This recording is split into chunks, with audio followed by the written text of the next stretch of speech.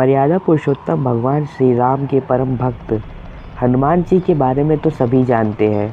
यह भी जानते हैं कि दशरथ नंदन राम हनुमान के हृदय में बसते हैं।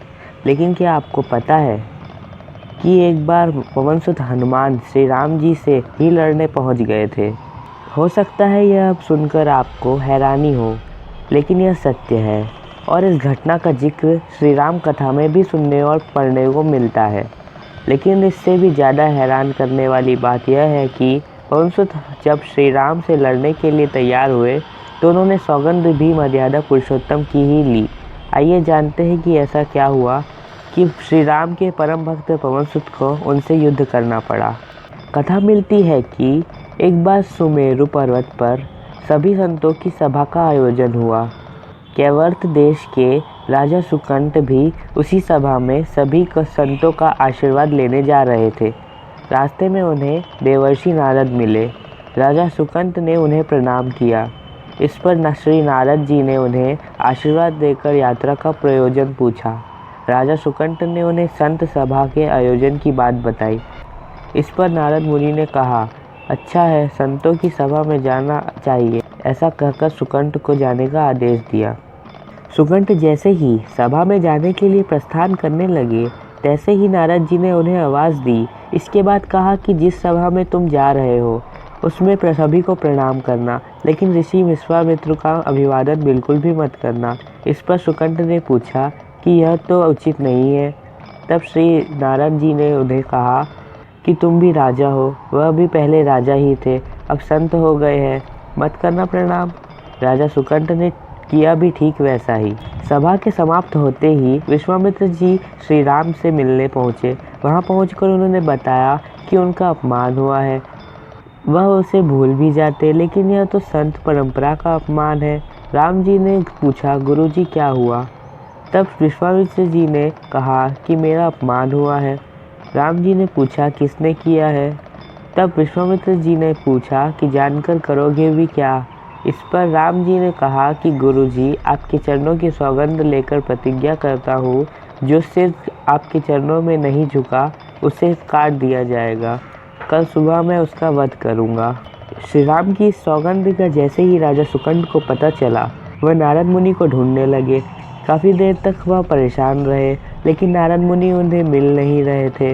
व्याकुल होकर अब वह रोने लगे। तब नारद जी प्रकट हुए। सुकंट ने हाथ जोड़कर उन्हें सारी बात कह सुनाई, साथ ही प्राणदान की विनती की। इस पर नारद जी ने उन्हें माता अंजनी की शरण में जाने की सलाह दी। यह भी कहा कि अगर उन्होंने तुम्हें बचाने का वचन दे दिया तो तुम जरूर बच जाओगे, लेकिन यह भी कहा कि वह किसी को यह ना बताए कि नारद जी ने उन्हें यह सलाह दी है। राजा सुकंट के रोने की आवाज़ सुनकर माता अंजनी बाहर पहुंची। तब उन्होंने कहा कि माता मुझे बचा ले, अन्यथा विश्वामित्र जी मुझे मार डालेंगे। इस पर माता अंजनी ने सुकंट को उसके प्राण बचाने का वचन दिया। उन्होंने कहा कि तुम मेरी शरण में हो, तुम्हें कोई नहीं मार सकता। इसके बाद राजा सुकंट को विश्राम करने के लिए कहा। शाम ढलने पर जब हनुमान जी माता अंजनी के पास पहुँचे तो उन्होंने सारी बात बताई, लेकिन सुकंट को बुलाने से पहले पवनसुत से सौगंध लेने को कहा।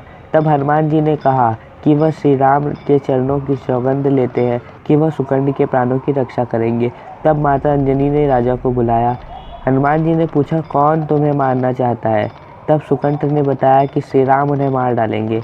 इतना सुनते ही माता अंजनी हैरान रह गई। उन्होंने कहा कि तुमने तो विश्वामित्र जी का नाम लिया था। तब राजा ने कहा कि नहीं, वह तो मरवा डालना चाहते हैं, लेकिन मारेंगे तो श्री राम ही। हनुमान जी ने राजा सुकंट को उनकी राजधानी में छोड़ा और श्री राम के दरबार में पहुँचे।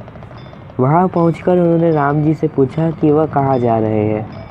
तब मर्यादा पुरुषोत्तम ने बताया कि वह राजा सुकंट का वध करने जा रहे हैं। तब हनुमान जी ने कहा, प्रभु उसे मत मारिए।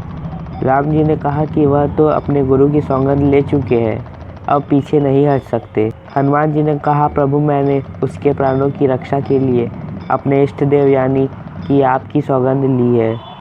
तब राम जी कहते हैं कि तुम अपना वचन निभाओ, मैं तो उसे मारूंगा। हनुमान जी राजा सुकंट को लेकर पर्वत पर पहुँचे और राम नाम का कीर्तन करने लगे। उधर राम जी राजा सुकंट को मारने के लिए उनकी राजधानी पहुँचे, लेकिन वह नहीं मिले तो वह उन्हें ढूंढते हुए पर्वत पर पहुँचे। वहाँ हनुमान राम का जाप कर रहे थे। राम जी को देखते ही सुकंठ डर गए। उन्होंने कहा कि अब तो राम जी उसे मार डालेंगे। वह बार बार हनुमान जी से पूछते कि मैं बच पाऊंगा कि नहीं। तब उन्होंने कहा कि राम मंत्र का जप करते रहो और निश्चिंत रहो, भगवान नाम का पूरा भरोसा रखो। लेकिन वह काफ़ी डरे हुए थे, तो हनुमान जी ने सुकंठ को राम नाम मंत्र के घेरे में बैठा दिया। इसके बाद राम नाम जपने लगे।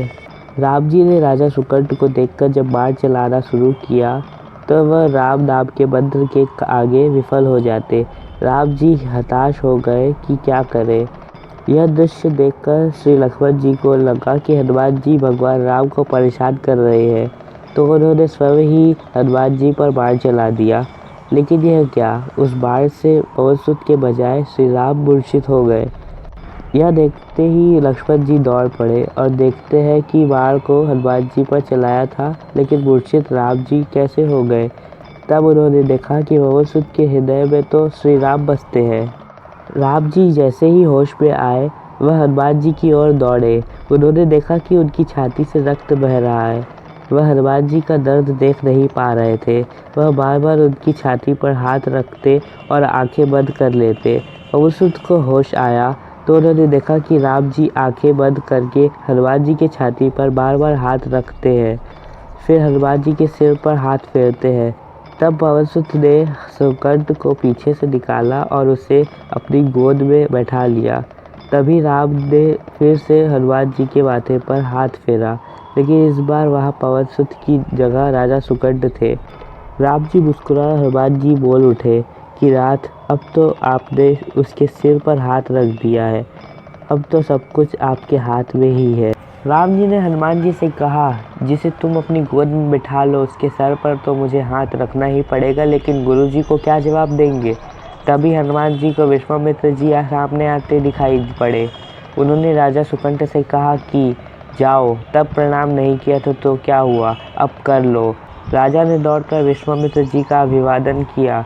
वह भी प्रसन्न हो गए और बोले, राम, इसे क्षमा कर दो। मैंने इसे क्षमा कर दिया, क्योंकि संत का काम मिटाना नहीं बल्कि सुधारना है। यह भी सुधर गया। उन्होंने सुकंठ से पूछा कि संत का सम्मान न करने की सलाह तुम्हें किस कुसंग में मिली। राजा सुकंठ विश्वामित्र जी से कुछ कहते इसके पहले नारद मुनि प्रकट हो गए। उन्होंने सारी बात कह सुनाई। तब विश्वामित्र जी ने पूछा कि नारद, तुमने ऐसी सलाह क्यों दी। तब नारद जी ने कहा कि अक्सर लोग मुझसे पूछते थे कि राम बड़े हैं या राम का नाम। मैंने सोचा कि कोई ना कोई लीला हो जाए कि लोग अपने आप ही समझ ले कि भगवान बड़े हैं या भगवान के नाम की महिमा। मित्रों, ये कथा आपको कैसी लगी कमेंट कर बताएं। पहले आपने ये कथा सुनी थी या नहीं सुनी थी, ये भी कमेंट कर बताएं। और अगर आपको ये वीडियो अच्छी लगी हो तो हमारे चैनल को सब्सक्राइब करें और बेल आइकन प्रेस करना ना भूलें। धन्यवाद।